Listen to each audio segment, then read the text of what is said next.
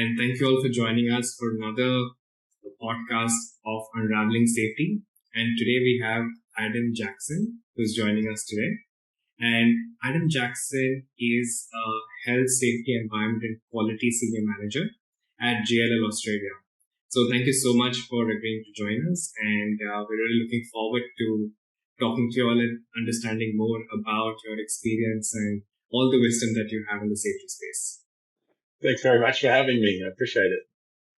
Great. So, Adam, as you know, the whole idea behind Unraveling Safety is so that we can share your learnings and other safety professionals' learnings with all the other people, all the other safety professionals that are listening to this. So we want them to have something very tangible that they can take back at the end of the day, which they can implement in their organization, which will ultimately help get them faster towards zero harm. And thank you once again for agreeing to do this. So, Adam, I've noticed, I've read a lot about you on the internet. So I'm very curious if you could just maybe spend a few minutes to give a quick introduction about yourself to everybody who's watching. Perfect. Well, thanks so much, first of all, for having me. I really appreciate the opportunity. A bit about me, I guess, is I'm obviously based in Australia. I'm currently based in Sydney, New South Wales. My personal journey to safety has come about as a result of me starting my career more than a decade ago as a carpenter. So starting on the tools and from there working in high risk industries my whole career. So from a carpenter, I went into the mining industry and I worked in drill and blast with heavy machinery and explosives. And along the way transitioned through a number of roles into the safety profession generally. To a large extent, I consider myself to be self-taught, although I do have a formal education now. I was in safety roles before I ever had qualifications. And along the way, I've built what I like to think is my version of safety that I try and bring to the organizations I work in, and have a safety philosophy that I think is unique, if not to me, then certainly to people like me that have traveled a similar career path. And just looking forward to being able to share that. Obviously today, I'm very fortunate to be with Jones Lang, which is a global business, Fortune 500. I'm in a great position inside of our Australasian business, and just looking forward to talking about what we do at JLL, and hopefully that's helpful to anyone listening. Got it. So it's interesting to see how you've kind of like been there, done that, like actually been on the field, done that work, and then get a better perspective towards safety, so that way implementing safety processes and all that I'm assuming would make it much easier because you get a pulse of what the job is like. You look spot on. I always think it has helped me in my career in terms of engaging with the people that I need to work with, be it a site manager or someone on the tools. Having traveled, I guess, that pathway, I feel like that does help in engaging with my stakeholders in any position. The other thing I would say is that it's very much influenced the direction of my career, because there's something very rewarding about being in a site-based role. And I have the utmost respect for safety professionals who do spend their career literally managing risk down in the front lines with the workers that are actually facing the risk. But from my perspective, one of the things I learned when I was in that position was that the best opportunity to manage risk is upstream. And, that's why I've traveled my career into corporations and try to influence, I guess, early and high up in the supply chain to make a safety difference. So that's a struggle anyone in the safety profession has to undertake is, are you making the most impact out in the field with the people that are actually interfacing with the risk, or can you do more good somewhere else in the supply chain, in the design, for example, or the procurement in relation to a project? Could you be more effective in a different role? Okay. So now that you now have like a corporate safety role, and now that you can influence policies and processes and so on and so forth. So we've noticed that like culture is so important to ensuring that everybody is safe, and safety is top of the mind for people. So how do you go about ensuring that a safety culture is top of everybody's mind? It's a good question, and one that I think the industry struggles with still. I don't know anyone that has a silver bullet answer to that question. For me personally, I think it's about understanding, first and foremost, our profession exists on a basis of ethics. We're here because we want to advise business on how to make sure people don't get hurt. And we want to represent that in the work that we do and be a voice of reason when commercial pressures and time pressures and other things exist in the business. So it's about understanding the role that we can play in bringing that ethical voice to bear within the business. And I think you need to try and influence throughout your management teams to make sure that that concept resonates throughout the business. So safety culture doesn't happen as a result of one person. It happens through work groups and through work groups throughout organizations. So the most pragmatic advice I can give is to, if you're starting a journey of safety culture growth, at the outset, try and identify who are going to be your champions in the business that can help spread that message throughout, because any initiative that you engage with, they're going to be the messengers that are taking that out into your business and advocating for the things that you're asking the business to do and come on the journey with. And you need them with you each step of the way, supporting your initiatives and also giving you feedback if you're taking a step in the wrong direction. So some time ago, I was having a chat with Mr. Sharad, who happens to be the former EHS global head of CIPLA. And he was talking to me about how safety professionals need to actually act as sales folks. They need to understand the language of the business. They need to talk numbers and then look at pushing forward such initiatives, because we've also, I personally have also come across so many safety professionals that say that, hey, I faced this huge problem because a lot of people are meeting with accidents and I can't do anything about it, and because I don't have the budget for this, right? But I think it's so important for that particular person to ensure that they're positioning it in the right way, pushing it across to the organization and the right decision makers, and ensuring that it gets done. Because at the end of the day, the loss of life should not happen. So, any thoughts on how best people should be able to kind of like ensure that these initiatives are taken forward? Yeah, look, I think for me, it's interesting because you're coming from essentially a technology provider, and I think there is a role that technology can play in this conversation.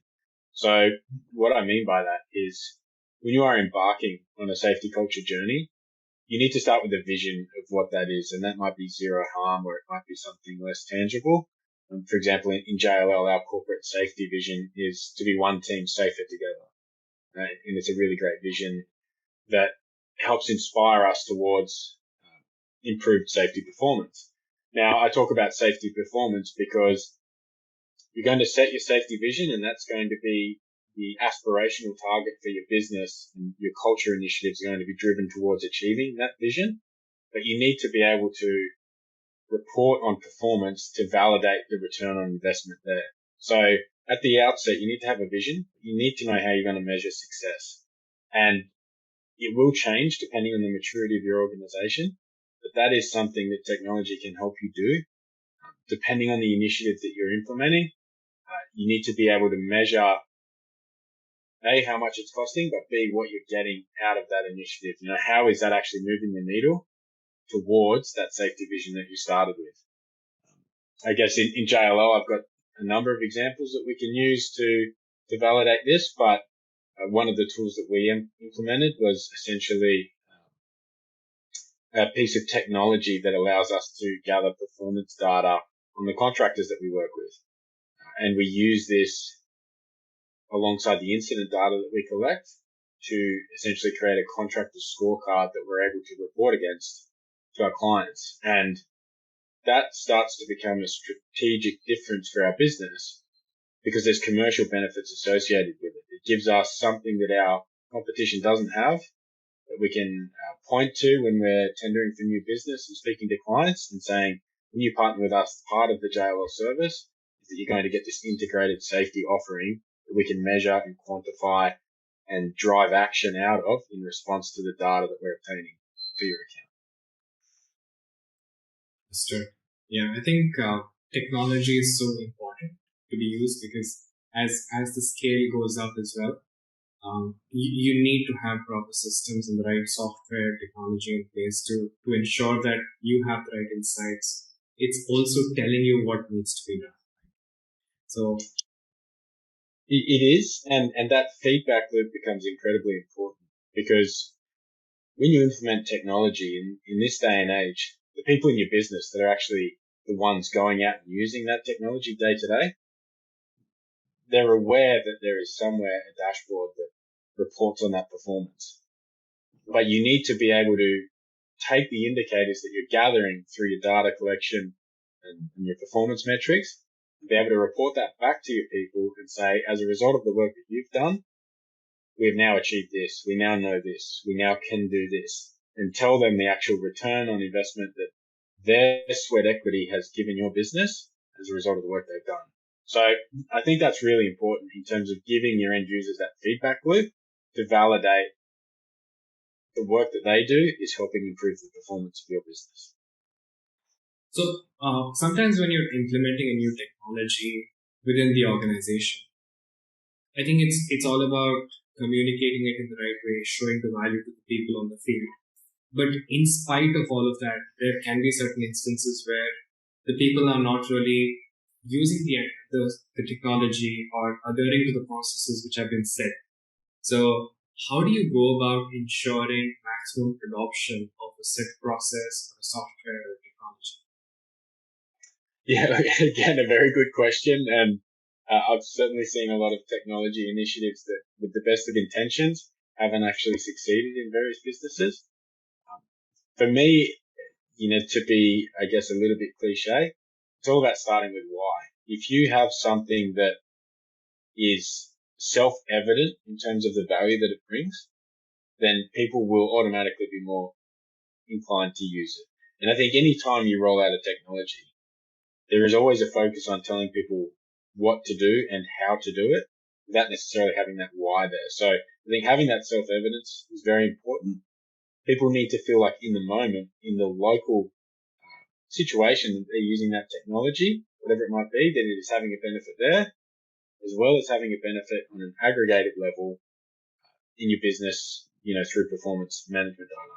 So I think that's very important. Um, I also think the other thing that is really critical is having upfront consultation so that the people that are going to be using it can help steer the ship in terms of making sure it's a very usable solution, especially in big business. And, we do grapple with this inside of JLL. You start to get process overlap between various systems. If we implement a procurement technology and a project management technology, there may be an overlap between those two systems that may not have been identified. And at certain points, we've asked our people to double up on things. And that's a mistake that we've made and rectified at various points. I think it's very important to have that clear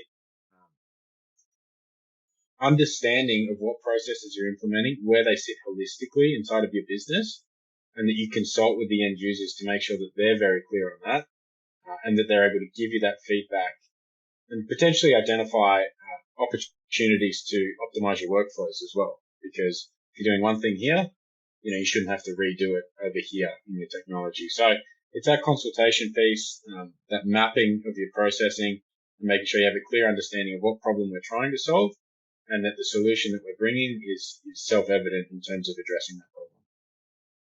And the beauty of today's technologies is such that you have integrations available. So even if a different piece of software that you're using requires that input, it's not necessary that the person has to re-enter that data in multiple places. So you can easily fetch this data from there and then make the process so much more simpler. So yes. Exactly. And I think from a management perspective, the most efficient way to identify those opportunities is through running it through the hands of the people that are going to be doing it. They know what they do very well, and they will soon tell you if you're making it harder or easier. Yeah. So, Adam, I wanted to hear from you about a little bit more about the industry in which you're working in, and also what are the safety challenges that you face? So I'm quite lucky in Australia. We've got quite robust legislation. I work in primarily the construction industry, which is quite heavily regulated by, effectively a market that's very mature. So for us to operate in Australia, we need to achieve a standard that is competitive with the best in the industry, really. So, that makes us unique to some extent inside of APAC, because a lot of the other countries in this region don't necessarily have particularly active regulatory bodies or prescriptive legislative standards. So from a geographical perspective, that is something that's unique here.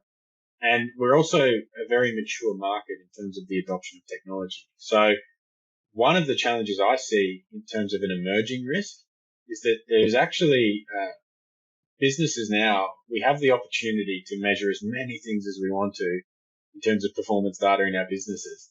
And I think there's a trap that we're starting to fall into of measuring things because we can, not because we want to or because we need to. So one of the challenges I see in my business, and it's a challenge that I would throw out to industry, is to understand what are the metrics that actually move the needle on performance that you actually need to measure and are critical to your success or failure, and just stay focused on that, because it's so easy to create any number of dashboards on any number of things to measure performance. And that actually takes you further away from having strategic initiatives that are directed at continuously improving your business. So that to me is the first challenge I talk about.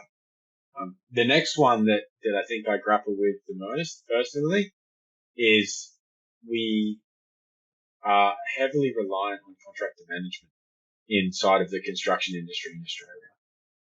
And that's a benefit because we are, in theory, we're engaging with subject matter experts to manage our high risks. We're engaging qualified and competent people that can do the work on our behalf. But to try and create a really effective safety culture that extends all the way down to the person who's actually interfacing with the risk out in the field, it becomes quite difficult because you can have a culture program. For example, you could train all your subcontractors in JLL safety culture requirements, but the subcontractor doing the job next week may not be the same one who's doing the job this week. So to have that culture that really extends across the supply chain and includes your contractors is really quite difficult in that market when you're constantly dealing with different people, new organizations, new faces, and you're essentially repeating yourself time after time to try and create that culture. It becomes a real challenge, a good challenge, a challenge that I welcome and enjoy, but certainly a challenge. Interesting. So I think what we spoke about is so different compared to different markets, right? Because what you spoke about, I think it's great that the regulatory body is so particular about safety, and the challenge is that you have too many metrics, right? It's stuff which is not always helping you. Very different challenge compared to other parts of the world. But yeah, I think with the whole subcontractor aspect, right? I think it's so important that so important to choose the right subcontractors to work with who kind of imbibe that culture.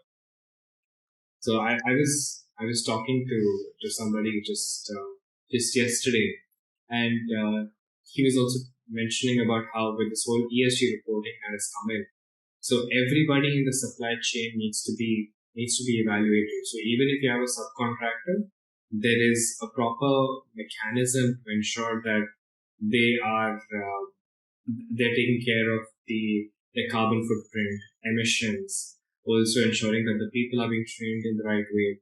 So even here in India, it's become mandatory for organizations uh, to submit their ESG reports. So this is the companies that need a certain threshold in terms of revenues. Also, they have to be publicly listed, and those are the ones where it's made mandatory. But yes, I think the ESG reporting of everybody in the supply chain would, of course, help ensure that. But also, the big challenge is that with ESG reporting, it's very difficult to get all of this data as well. So maybe you could throw some light on that.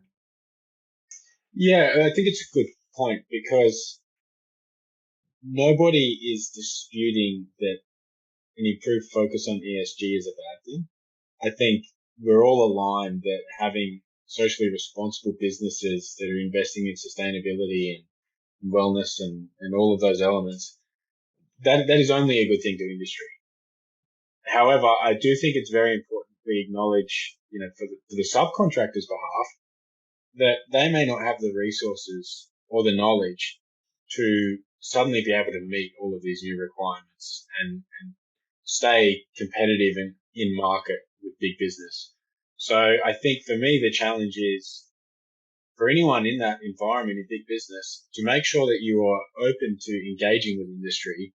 If you have the benefit of having ESG managers and robust ESG reporting programs inside of your business, to do what you can to extend that knowledge and education throughout your supply chain, bring your contractors on the journey, because that is how you're actually going to make a difference. They're the ones that do the work. And if we're not willing to engage and work with them on an improvement journey together, it's going to create a less competitive market. It's going to cause disruption to industry that I don't think is healthy.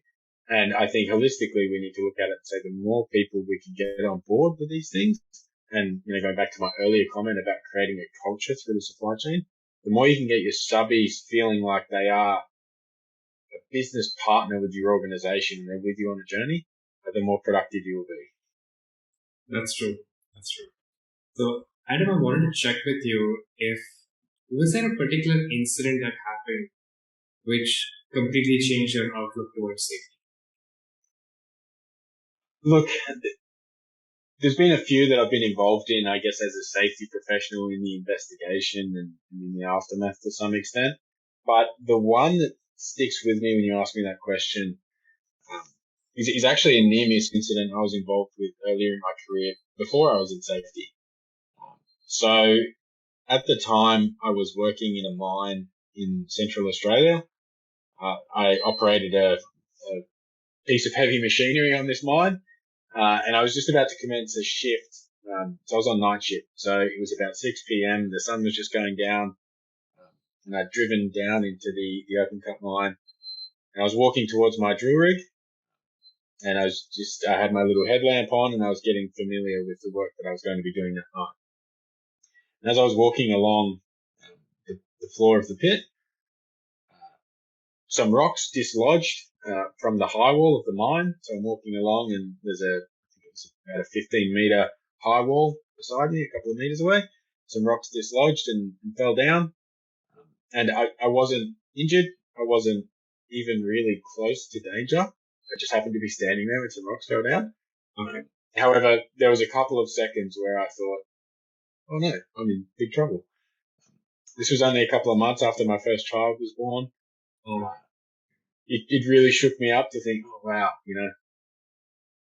just imagine if I never saw him again, or he never saw me again. It was, personally, and again, if you were standing there, you'd say it was a very underwhelming incident. A couple of rocks rolled down, but for me, it really created that concept of, people need to go home, and we're at work for a reason, and that is so that we can have a good life outside of work.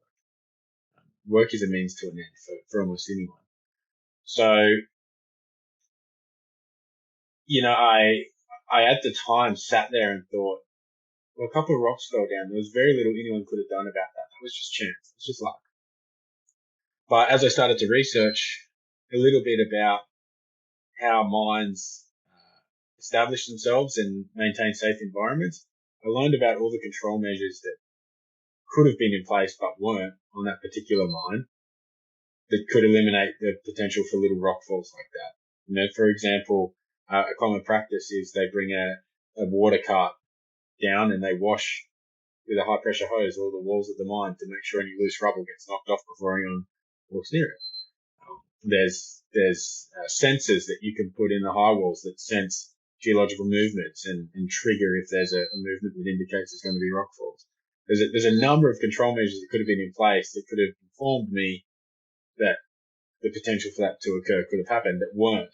So as I learned more about it, the more I felt like well, that business was unethical that I was working for because they hadn't invested in control measures, and as a result, there was a risk. So quite a small incident, but for me, it set me on a path where I really wanted to move into the safety profession, and I wanted to make a difference in businesses out of ethical reasons. So not commercial, not compliance, purely out of ethics. People, the guy on the ground walking to his machine doesn't have advanced safety knowledge. He doesn't understand complex risk management or anything like that. He's just trying to do his job and go home to his family. And the business is the one that has a duty to make sure he can do that in a safe way. And that's the difference I want to make. And in part, it's as a result of that incident. I think that's also something we really stand by, right? At SafetyConnect, and our main goal is to help companies get to zero harm, because we strongly believe that there's no life that won't be missed. So we want to do whatever it takes to help organizations reduce road accidents. So I can totally resonate with what you're saying. So I wanted to understand a little bit more about psychological safety. And you did mention that you've taken certain initiatives in this direction. So wanted to understand what exactly it is. So it's a topic I love. Psychological safety is being adopted increasingly inside of the health and safety profession, although it's not necessarily limited to health and safety as a concept. But psychological safety is really the concept of people feeling comfortable speaking up and raising issues in an environment where they'll be listened to and taken seriously and addressed for what they're worth. So it's about creating an environment inside of your business where people feel like there's a commitment to high performance and they can have honest and open discussions and their opinions are valued. It's hard to measure, and increasingly in the world of health and safety, I do see it getting confused with psychological health and safety, or what other people call psychosocial risk management, because some of the benefits do overlap. But I think what I would say about psychological safety is, for anyone that wants to embark on a journey of actively trying to create it in their business, is to understand that the perception of your people is what's going to drive it more than anything. So you can embark on initiatives and invest money in leadership training and do webinars on it, or all kinds of things to try and raise awareness for psychological safety.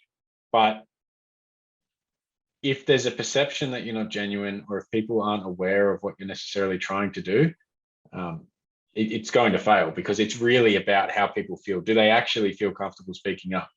And you can say, feel free to speak up as much as you want, but if your actions or the actions of your leadership team don't actually reinforce that concept, then it's not ever going to be successful. So it's about understanding what the perception is in your business. How much are people willing to raise issues? How comfortable they feel? How safe do they feel that there's not going to be repercussions, that their concerns are going to be taken seriously? And then you have an environment where you can actually talk openly about issues and be outcome and solution orientated.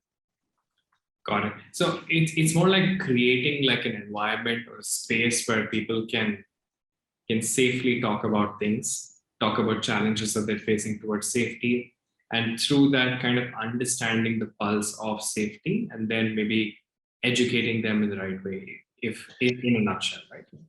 That's correct. And I think one of the biggest issues in safety generally is you only know what people tell you. You only know about the incidents and the near misses that get reported, and how many are occurring that we don't know about. And that's how you really start to understand the performance of your business, because you analyze those reports and you look at what your risks are and what interventions you have in place, and try and figure out where you can improve.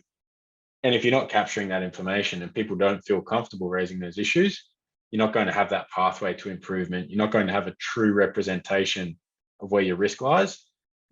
So the relevance in the safety environment is that in a psychologically safe workplace, people do feel comfortable letting you know what your risks are, where are your problems, how you can get better, and it gives you that performance information that you can then analyze and figure out what your strategic initiatives are going to be directed towards and where you can improve your business. Understood. Adam, I also wanted to check with you. So as a large global enterprise, yes, you already did speak about certain challenges that you face as a safety manager.